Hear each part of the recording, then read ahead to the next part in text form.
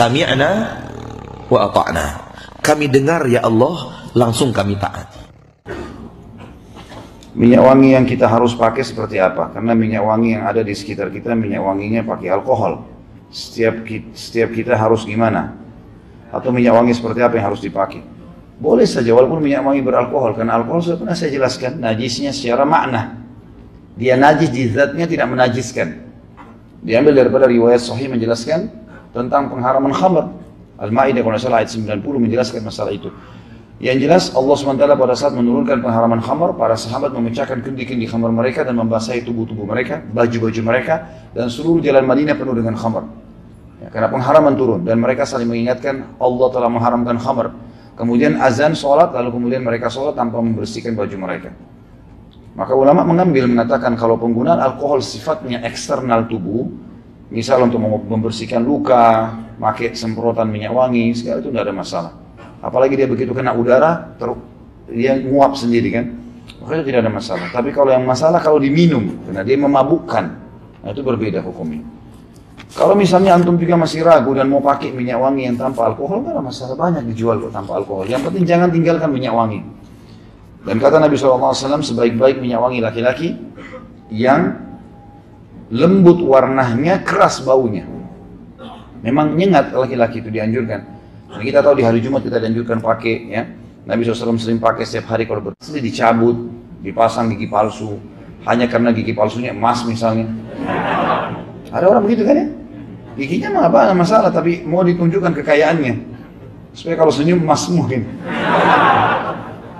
Ini kekurangan tempat penyimpanan emas.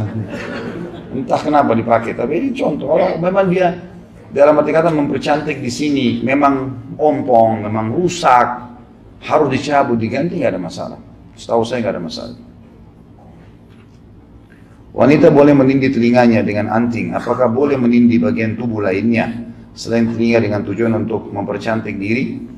Tentu saja kalau itu adalah tempat yang layak untuk ditindih dan memang tidak ada menyuruh, ada masalah. Sebagian ulama mengatakan minus matanya. Kalau untuk suami boleh. Untuk suami nggak ada masalah karena memperindah saja. Dia bukan mencabut matanya, gitu kan? Ya, karena ada ulama yang mengatakan begini, waktu membahas masalah softline, kalau softline yang dipakai sifatnya dipakai saja, dia dibuka setiap saat dan mata alaminya tidak terganggu, itu biasa, tidak ada masalah. Kan ada orang yang sengaja operasi mata mengubah warna yang abadi, gitu kan?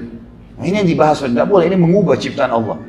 Allah sudah kasih mata coklat, ya sudah coklat, hitam ya hitam, nggak usah diubah.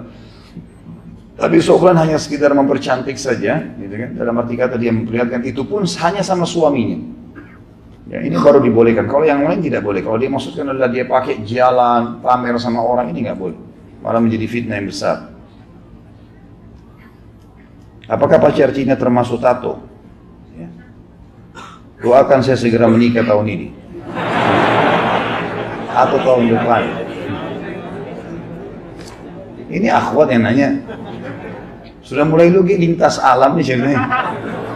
Tadinya ikhwas saja minta nikah, sekarang akhwat juga rupanya. Saya tidak tahu pacar Cina ini. Yang saya tahu memang ada pacar yang dijual-jual di Timur Tengah ada. Karena itu dari India, dari Timur Tengah ada. Ya, ini semua Allah alam yang saya tahu tidak ada masalah.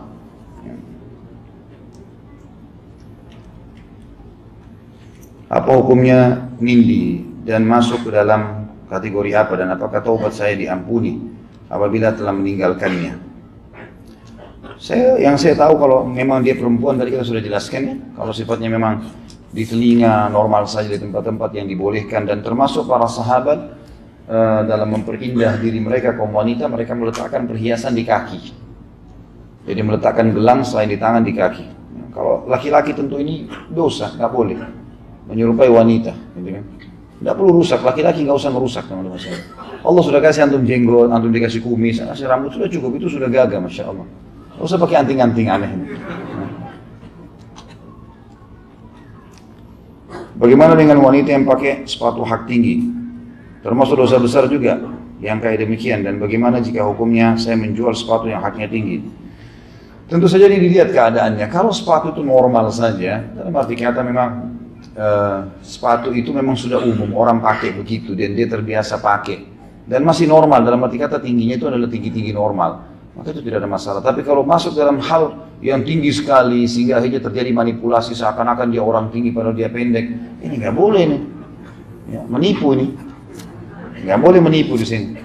Apalagi pada saat mau dilamar sengaja pakai sepatu tinggi, ya. Begitu setelah akad nikah.